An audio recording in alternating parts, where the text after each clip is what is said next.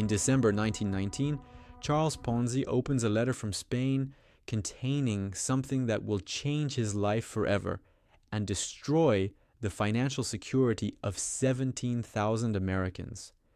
What he doesn't know is that this single piece of paper will make his name synonymous with fraud for the next century. The letter contains an international reply coupon, a small voucher worth just a few cents. But as Ponzi examines it, his mind races with possibilities. Currency exchange rates have created a pricing discrepancy that could, theoretically, generate massive profits. What starts as a legitimate business idea will spiral into the most notorious investment scam in American history, one that still bears his name today. Years earlier, a young Italian immigrant steps off the SS Vancouver at Boston Harbor. Carlo Pietro Giovanni Guglielmo Tebaldo Ponzi, who will soon become Charles Ponzi, carries exactly a few dollars in his pocket. He's gambled away nearly everything during the voyage from Italy, but his confidence remains unshaken. "I landed in this country with a few dollars in cash and $1 million in hopes," he later tells the New York Times, "and those hopes never left me. But hopes don't pay rent." Ponzi bounces from job to job, dishwasher, waiter, clerk, never quite finding his footing. His charm and charisma mask a growing desperation for wealth that drives him toward increasingly risky ventures. In 1907, he moves to Montreal and takes a job at Banco Zarossi, where he witnesses his first rob Peter to pay Paul scheme. When the bank collapses, Ponzi forges a check, trying to escape quickly. The forgery lands him in prison for 20 months. What Ponzi doesn't realize is that his criminal education has only just begun. After his release, he's arrested again, this time for smuggling Italian immigrants across the US border. 2 more years in an Atlanta prison follow. By the time he returns to Boston in 1917, he's a man shaped by failure, driven by an almost pathological need to prove himself. Ponzi is struggling to make his trade publication, The Trader's Guide, profitable when that letter from Spain arrives. Inside is an international reply coupon, a postal voucher that can be exchanged for stamps in any universal postal union country. The eureka moment hits him immediately. These coupons cost different amounts in different countries due to fluctuating exchange rates. He calculates the numbers obsessively. A coupon purchased in Spain for the equivalent of 1 cent could be redeemed in the United States for 6 cents worth of stamps. The stamps could then be sold for cash. It's arbitrage, technically legal, potentially profitable. But there's a problem Ponzi either doesn't see or chooses to ignore. The logistics are impossible. To generate the returns he envisions would require millions of coupons, and only about a few tens of thousands exist worldwide. What Ponzi doesn't know is that this mathematical impossibility will become the foundation of his downfall. In reality, he purchases only a modest amount of postal coupons in his entire operation. But the story sounds legitimate enough to attract his first investors. He promises friends and family high returns in short time frames. In a world where banks pay minimal interest annually, these returns seem miraculous.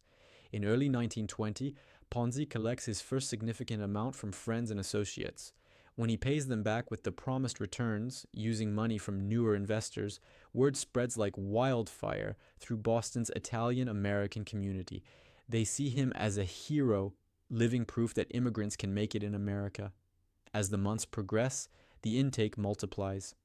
Ponzi hires agents to solicit new investors, paying them generous commissions.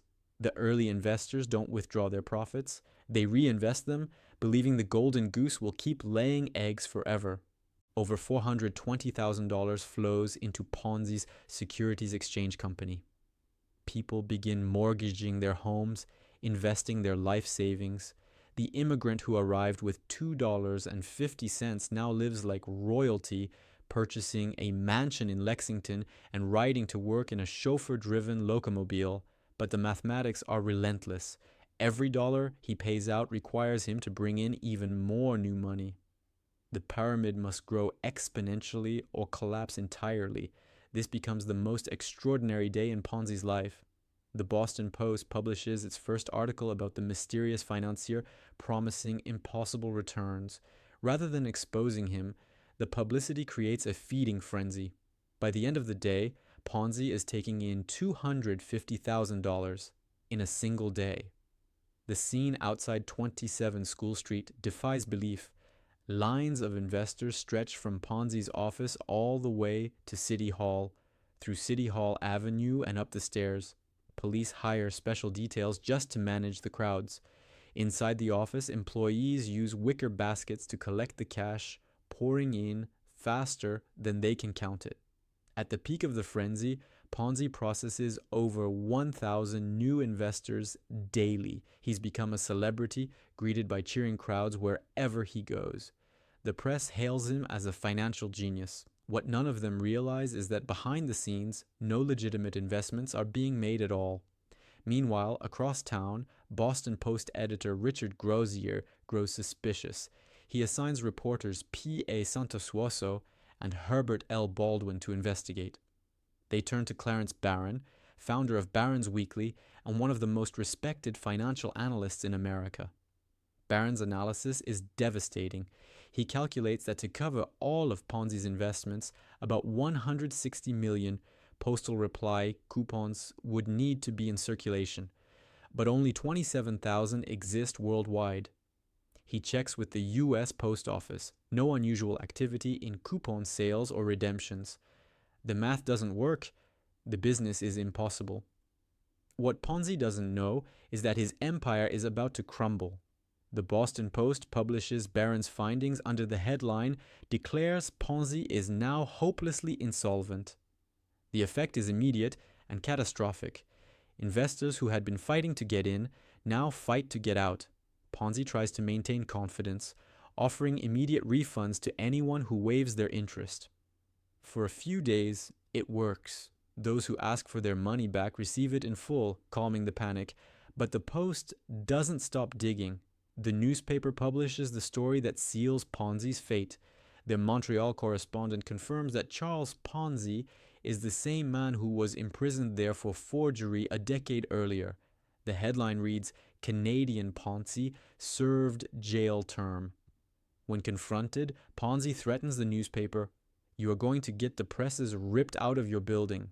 But the bravado is empty. The revelation destroys the last shreds of his credibility. Federal agents arrest Charles Ponzi on counts of mail fraud. An audit reveals his company's debts exceed assets by $7 million, over $175 million in today's money.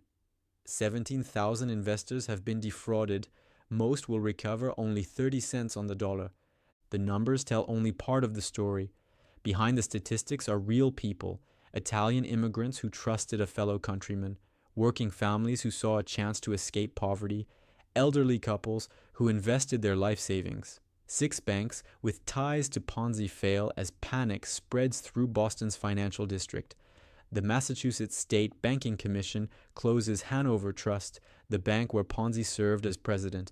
In a final desperate gamble, Ponzi takes about $1 million to a Boston racetrack, hoping to win enough on long shots to make his company solvent. It's the act of a man who has completely lost touch with reality. Charles Ponzi serves multiple prison sentences, first federal, then state. After his release, he's deported to Italy in 1934. He dies in 1949 in the charity ward of a hospital in Rio de Janeiro, Brazil, with less than $100 to his name. But his name lives on. Every major financial fraud that follows, from Bernie Madoff's $65 billion scheme to countless smaller scams, bears the blueprint Ponzi created. The template is simple. Promise impossible returns, pay early investors with money from new investors, live lavishly to maintain the illusion of success, and pray the music never stops.